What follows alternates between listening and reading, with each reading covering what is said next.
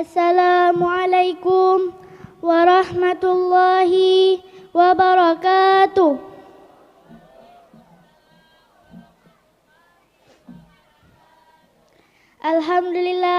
Alhamdulillahi rabbil alamin wa bihi nasta'in ala umurid dunya waddin. Wassalatu wassalamu ala asyrafil anbiya'i wal mursalin wa ala alihi wa sahbihi ajma'in. Amma ba'du. Ashkurullah azza wa jalla ala ma manna bihi alaikum haitsu ba'atsna fikum rasulan min anfusikum yatlu alaikum ayatihi wa yuzakkikum wa yu'allimukumul kitabata wal hikmah. Rasulan akhrajakumullahu bihi minadh dhulumati ilan nur minadh dhulumatil jahli ilan nuril ilm. Al-Mukarram alal mudiru majlisi ta'lim ampun cik pesangan. Al-Mukarram ala kulli asatis wal asatizah alladhi qad hadara minadh dhulumati ilan nur minadh dhulumatil jahli ilan nuril ilm.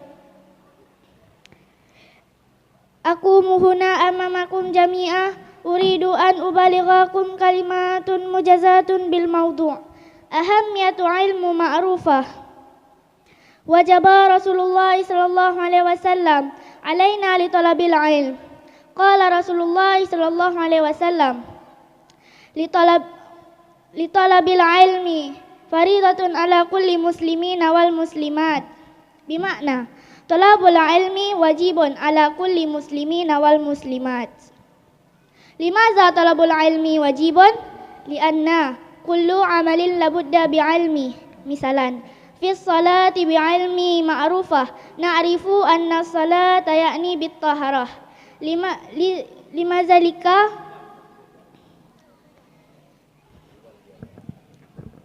fil majlisi ta'lim ampun cik pesangan bi'ilmi na'rifu adabi ma'al ustad wal ustazah. Ya ayyuhal hadirun a'alallahu darajatil alim.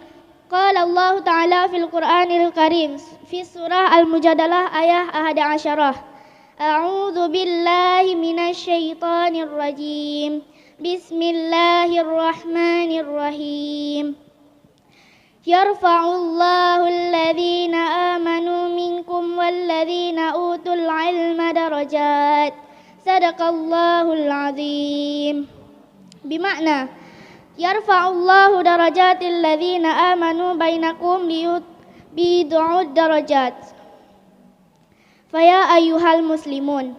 Qala Rasulullah sallallahu alaihi wasallam man aradad dunya fa alaihi bi'ilmi wa man aradal akhirah fa alaihi bi'ilmi wa man aradad dunya wal akhirah fa alaihi bi'ilmi.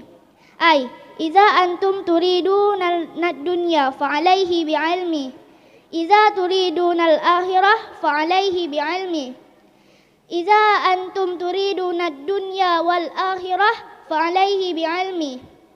Al-khalasah al-ilmu nurun fil hayatid dhulumatil ladzina amanu arsyadna ila siratal mustaqim.